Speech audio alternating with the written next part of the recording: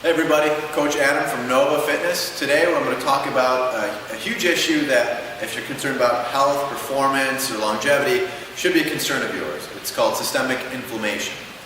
So first of all, we'll talk about why that's important and then what happens if this systemic inflammation carries on for long periods of time.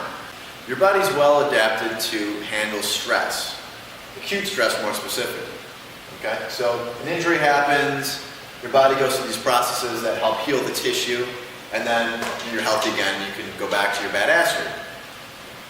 Whereas chronic tends to be a degrading situation. So your body is constantly in this situation where it's trying to heal and mobilize certain tissues and certain cells that can actually degrade tissue. Okay, so it prevents you from healing fully. So you're a weakened individual, so not as badass. So what ends up happening is this is caused by bad diet, so we're looking specifically at omega-3 to omega-6 ratio, industrial seed oils, gut irritants, legumes, gluten, dairy, and some other things depending on the individual. So these create situations where we're creating this chronic stress.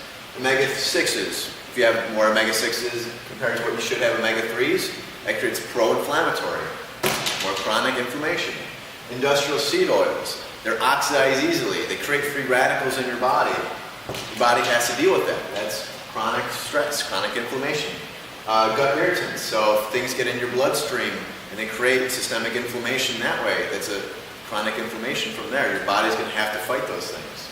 So that's kind of why it's important to look at this, because the long term down the line, years and years and years of this, you start to have what's called more of like a chronic disease. Now, our medical system is really well equipped for acute stuff, much like our body.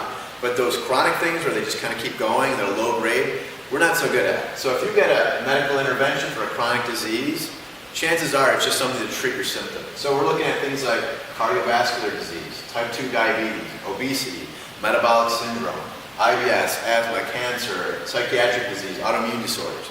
So really the message here is that by controlling your diet, controlling systemic inflammation, that chronic inflammation, you can actually prevent these diseases as opposed to going through medical interventions that at best might actually just treat the symptoms. Alright, so the big takeaway from this talk about systemic inflammation and chronic inflammation is that you have the ability to determine your long-term health.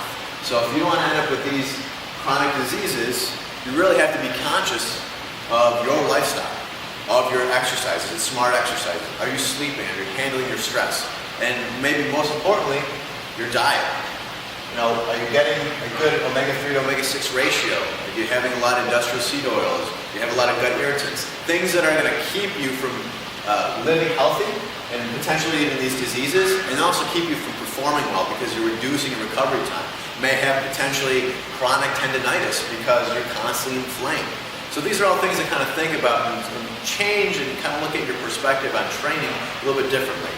Hopefully you enjoyed it, hopefully you took something out of it, and talk to you soon.